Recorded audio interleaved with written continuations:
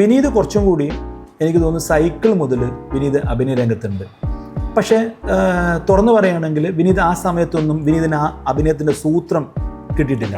വിനീതിന് ചില പോരായ്മകൾ ഉണ്ടായിട്ടുണ്ട്. ഓരോ സിനിമകളിലും അവൻ ഇമ്പ്രൂവ് ചെയ്തുകൊണ്ട് വരികയാണ്.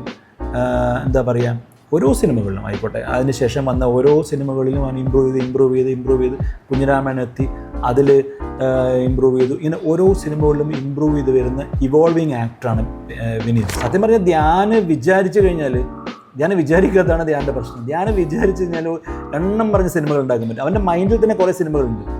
കഴിഞ്ഞ കുറച്ച് മുമ്പേ അവനൊരു എൻ്റെ അടുത്ത് ഇങ്ങനെ വന്ന് പറഞ്ഞു, അതാണ് ഞാനിപ്പോൾ പറഞ്ഞത്, ആ സിനിമ ഒരു ബ്രില്യൻ സിനിമയായിരിക്കും. അതൊരു ചിലപ്പോൾ അതായിരിക്കാം ഫസ്റ്റ്, അല്ലെങ്കിൽ തിര 2 ആയിരിക്കാം. പക്ഷേ മിക്കവാറും അത് നടക്കാനാണ് സാധ്യത കൂടുതൽ. കാരണം അത് ഏകദേശം സ്ക്രിപ്റ്റൊക്കെ അവൻ കംപ്ലീറ്റ് ചെയ്തിട്ടുണ്ട്, സ്റ്റാർട്ട് ടു എൻഡ് കംപ്ലീറ്റ് ചെയ്തിട്ടുണ്ട്.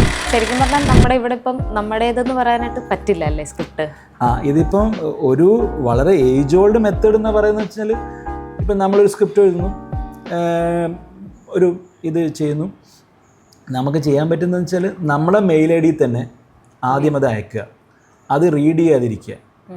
വേറൊരു മെത്തേഡ് എന്ന് പറയുന്നത് അതൊരു വളരെ ഓൾഡ് മെത്തേഡാണ്. നമ്മളൊരു സ്ക്രിപ്റ്റ് പ്രിൻ്റ് ചെയ്തിട്ട് നമ്മളൊരു നമ്മളെ ഇന്ത്യൻ പോസ്റ്റൽ സർവീസിൽ മെയിൽ അയച്ചിട്ട് നമ്മളെ തന്നെ മെയിൽ വീട്ടിലെ അഡ്രസ്സിലേക്ക് അയക്കുക. അത് അതേ കവറിൽ പൊട്ടിക്കാതെ വെക്കുക. അപ്പം അത് എന്താ പറയുക, നമ്മുടെ ഒരു ഫസ്റ്റ് കോപ്പി എന്നുള്ള രീതിയിൽ വെക്കാം. പിന്നെ ഇന്ത്യൻ കോപ്പിറൈറ്റ് പ്രകാരമുള്ള സെൻട്രൽ ഗവൺമെൻറ്റിൻ്റെ ഇതിലേക്ക് നമ്മൾ 500 രൂപ അടച്ചുകൊണ്ട് നമുക്ക് സ്ക്രിപ്റ്റ് രജിസ്റ്റർ ചെയ്യാം. അവരൊരു 2 മാസം എടുക്കും